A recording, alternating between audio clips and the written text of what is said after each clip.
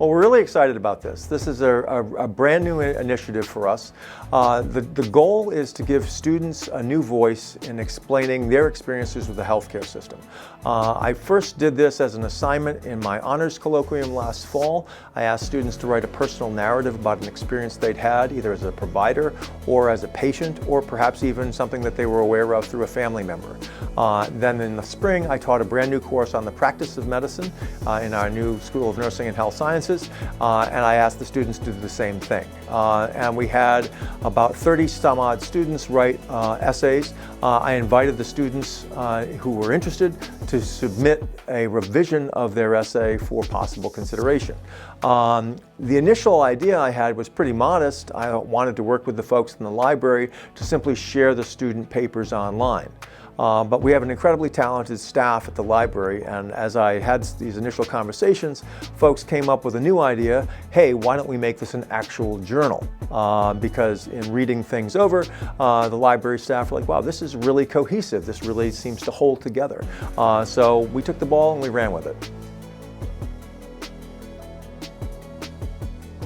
The goal, medicine over the past 2 or 3 decades has really come up with some new ways of thinking about patient care and the way we deliver medical care.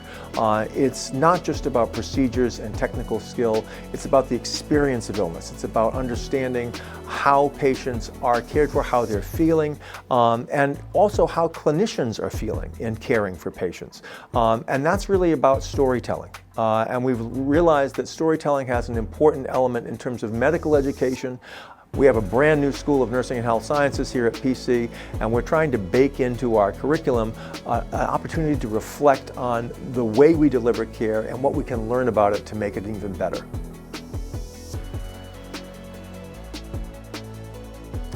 Well, I think for the one thing, it's really a novel product for us.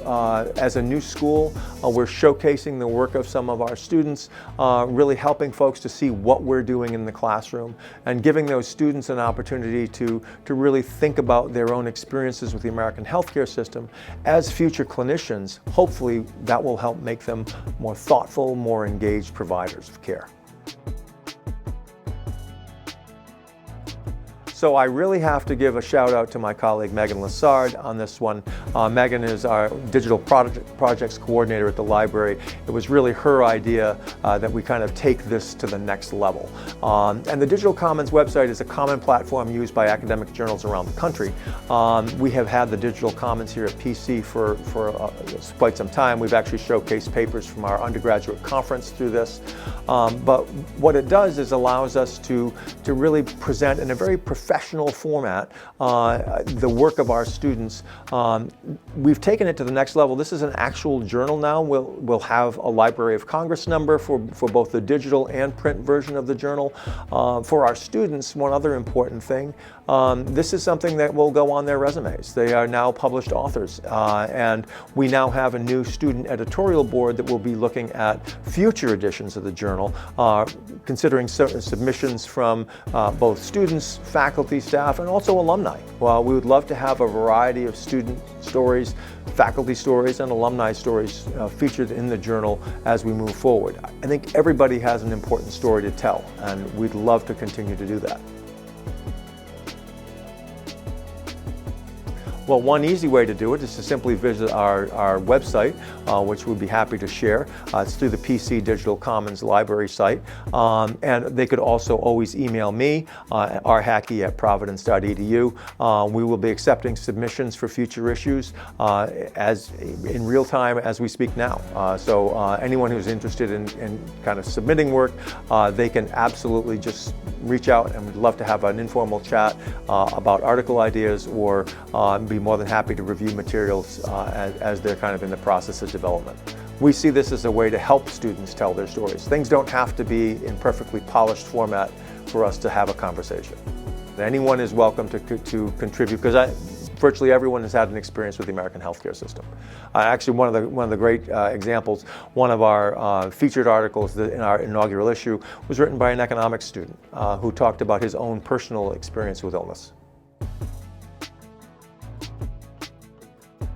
I think for me, this is an exciting process because it really brings students into the role of creator.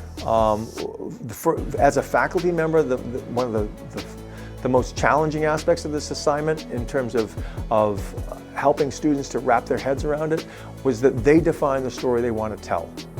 It's not a traditional assignment where they're responding to a prompt or a paper topic. My quest for them was to say, okay, tell us what you think is an important experience. So you define the experience, you tell us as an author how you want to tell a story. Do you want to begin at the beginning, in the middle, or the end? Do you want to reflect back? There's no one right way to tell a story, but each of the stories has a point, has a purpose. Everything in our journal is designed to have a lesson for us. So it's not just describing what happened, but each of the articles kind of has an important take-home message.